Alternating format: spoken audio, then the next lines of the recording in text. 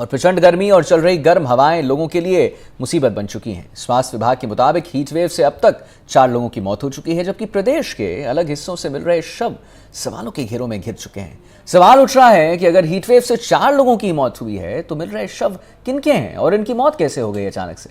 3 दिनों में करीब 24 लावारिस शव मिल चुका है। जोधपुर में 3 और अलवर में 1 लावारिस शव मिला है, यानी कुल मिलाकर लावारिस शवों की जो संख्या है वो बढ़कर 28 हो चुकी है। स्वास्थ्य मंत्री गजेंद्र सिंह हीवसर ने हीट वेव प्रबंधन को लेकर उच्च स्तरीय बैठक की है, जिसमें उन्होंने कई दिशा निर्देश भी जारी किए।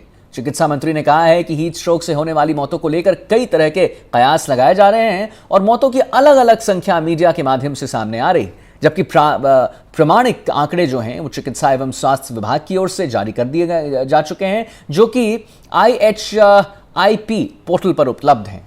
उन्होंने बताया है कि हीट वेव से होने वाले मौतों के प्रमाणिक आंकड़े भारत सरकार के प्रोटोकॉल के अनुसार हेल्थ ऑडिट के बाद चिकित्सा विभाग द्वारा उपलब्ध करवा दिए जाएंगे।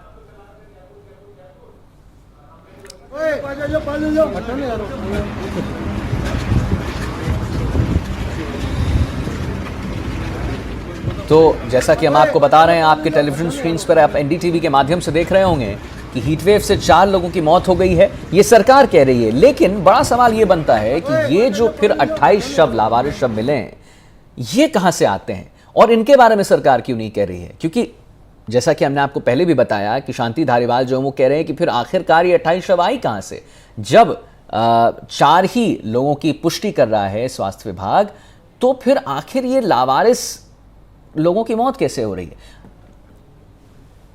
हमारे साथ वीरेंद्र लाइव जुड़े हैं, हमारे संवाददाता, जिनसे हम बात करेंगे। वीरेंद्र, बड़ा महत्वपूर्ण सवाल है कि 4 लोगों की मौत है, ये जो है ये आंकड़े बता रहे हैं। उसके बाद 28 लाशें कहां से मिलती हैं, ये भी एक बहुत बड़ा सवाल है।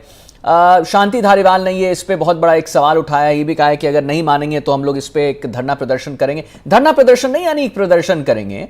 सवाल जो सबसे बड़ा बनता है कि ऐसा भी तो हो सकता है ना वीरेंद्र कि 28 लोग जो हैं वो हो सकता है हीट स्ट्रोक्स की वजह से नहीं मर रहे हो सकता है कि ये जो आंकड़े हैं, ये जो मौतें होती हैं, ये होते रहती हैं, लेकिन आंकड़े अभी ला रहे हैं और उसको एक बड़ा एक अच्छा ढांचा बना दिया जा रहा है कि सरकार कुछ नहीं कर रही है, सरकार इस पे कोई कदम नहीं उठा रही है। आखिर ये मुद्दा है क्या? इसके बारे में हमारे दर्शकों को बताइए।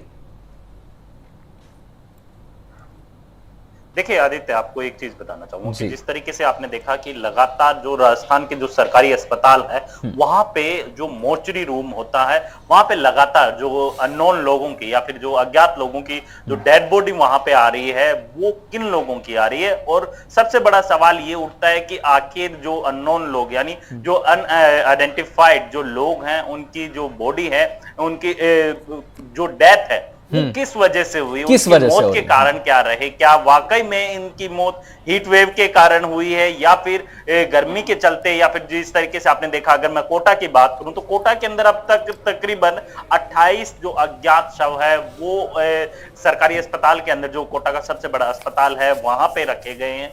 क्या वजह रही इन डेथ के पीछे की? क्योंकि एक तरफ जो स्वास्थ्य मंत्री गजेंद्र सिंह खींवसर है, उनका साफ तौर पे कहना है कि अभी जो भारत सरकार के द्वारा जो मानक तय किए गए हैं हीट वेव के चलते या फिर जो गर्मी के चलते जिन व्यक्तियों की डेथ होती है, उनकी माइक्रो लेवल पे जो पोस्टमार्टम रिपोर्ट है वो तैयार की जाती है। अगर उन मानकों के अनुरूप वो डेथ पाई जाती है तो उसे हीट वेव का मौत का कारण बताया जाएगा। क्योंकि आपने देखा होगा कि अगर मैं आंकड़ों की बात करूं पूरे प्रदेश भर के, तो पूरे प्रदेश भर के अंदर 1 लाख से अधिक जो इमरजेंसी के अंदर जो मरीज हैं वो सरकारी अस्पताल में पहुंचे हैं। वहीं 3000 के करीब जो सरकारी आंकड़े हैं वो बताए जा रहे हैं कि हीट वेव के चलते हैं, उन्हें एडमिट किया गया है। और इसके अलावा जो 4 जो डेथ हुई है वो हीट वेव के चलते 4 डेथ स्वास्थ्य विभाग ने मानी है। यानी आप देखेंगे कि जो लगातार इसमें जो हाँ वीरेंद्र, ठीक है, बहुत बहुत धन्यवाद फिलहाल इस महत्वपूर्ण जानकारी हमें हमारे दर्शकों तक पहुंचाने के लिए।